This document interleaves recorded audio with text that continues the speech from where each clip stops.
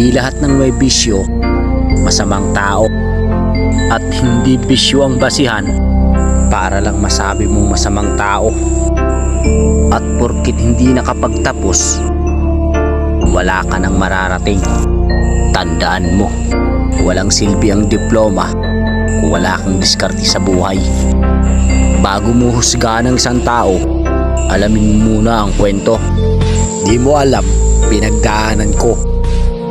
Bago ako maging ako, marami na akong narinig na pangungutya, panglalait at panghuhusga.